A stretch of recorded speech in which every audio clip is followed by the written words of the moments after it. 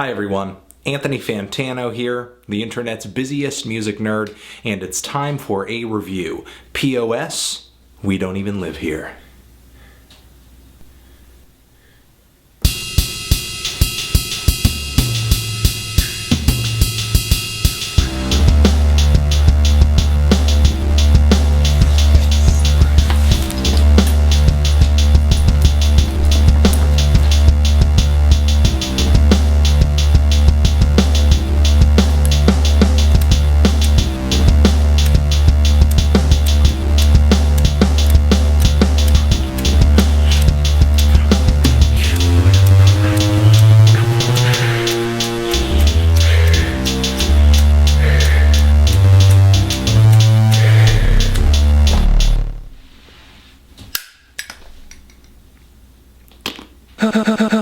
P.O.S. is a producer and eclectic rapper from Minnesota. He is several full-length albums deep. This is his latest, and over the years P.O.S. has kind of become one of hip-hop's best-kept secrets. This dude spits a lot of well-written, conscious lyrics with anarchist undertones. The storytelling is usually pretty good, sometimes coming from a very personal angle, dealing with his philosophy on life or experiences when he was younger. And he has some creative beat choices too on his albums. He's not afraid to hop on a track that has a strong rock flavor or a strong electronic music flavor, or a beat that is as skeletal as the instrumental on the track De La Souls, which just kind of sounds like a sample of an upright bass with a little bit of rhythm. He's also not afraid to directly reference and sample punk music as well, like on the track Savian Glover from his last album Never Better. I mean, he takes a lyric and a song sample straight from a Fugazi track on that song. Now, P.O.S. has been pretty successful in his solo LPs. Never Better has easily been his biggest,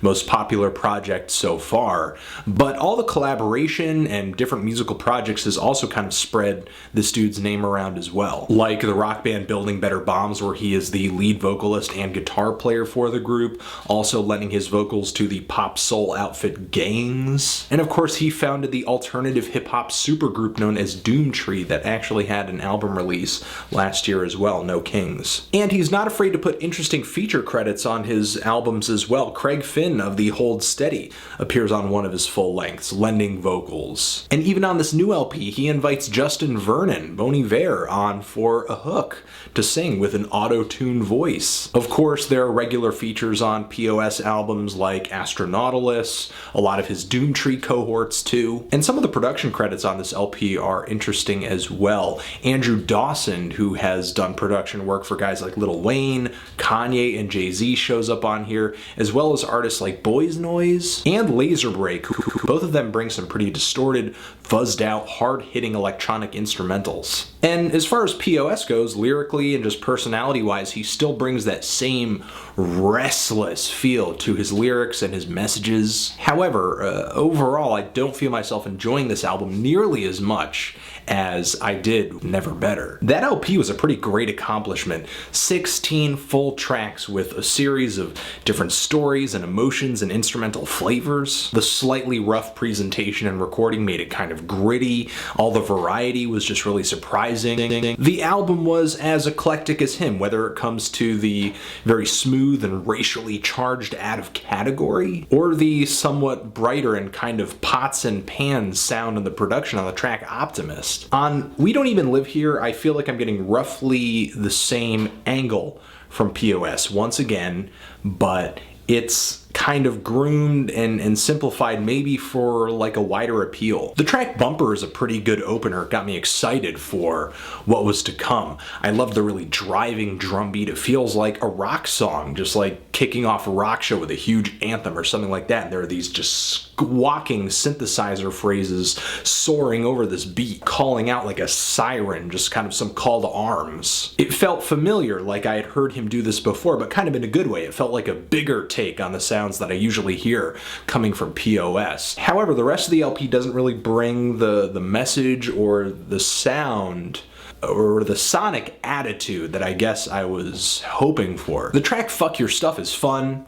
It's catchy, but it doesn't really bring much more to the table other than random acts of violence. I mean, some of the lyrics and the title would lead me to feel as if I was listening to some kind of anti-materialism song. It's kind of like, I'm mad, break things, but still 10 points for the Christopher Hitchens reference. And the track How We Land is, I mean, just straight up, it's a pop song with a pop hook, with Bon Iver singing on the track with some very haphazard auto-tuning. And the way that his melody resolves toward the end of the hook that he's singing sounds exactly like something off of My Beautiful Dark Twisted Fantasy. Sounds exactly like that. And the only thing about the song I really do love is his rapping. He's a very sincere MC, a very thought-provoking MC, and he does get me thinking, but I can't help but think about an album like, I don't know, Lupe Fiasco's Lasers. It just kind of feels like I'm hearing this revolutionary, interesting speak, but the sounds are nowhere near as interesting. I mean, for me, this beat and this hook could be flipped into a number of different commercial pop songs. Again, P.O.S. brings an awesome message on the track They Can't Come.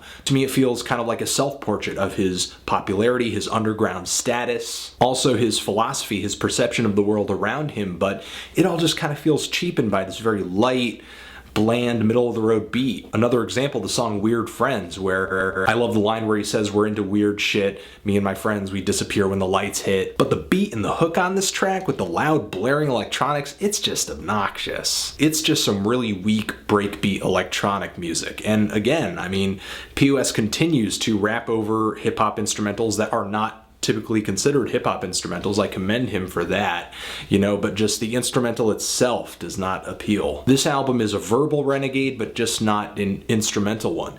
There are some spots on here like the track Get Down, which, are poppy, are catchy, in some respects kind of a club tune. It definitely does not bring the young black terror attack that P.O.S. spits out in the lyrics, but him and Mike on that track, and the fact that the beat has a good groove does make it catchy, does make it enjoyable. But it's just not a reflection of just the unique and kind of uncompromising personality that I usually get from this guy. Overall, this album to me feels less personal. It feels more outsourced in terms of instrumentals, and I'm sure some fans are going to appreciate the evolution, appreciate the change. I just didn't like it that much. I mean, still, lyrically, personality-wise, I think this dude is here, and there's no reason for me to not want to check out his next record, but a lot of the beats are just lost on me with this one. I'm actually feeling a strong 5 to a light 6 on this. If you've given it a listen, what did you think? Did you love it? Hate it? Why? And what do you think I should review next? Anthony Fantano, P.O.S. forever.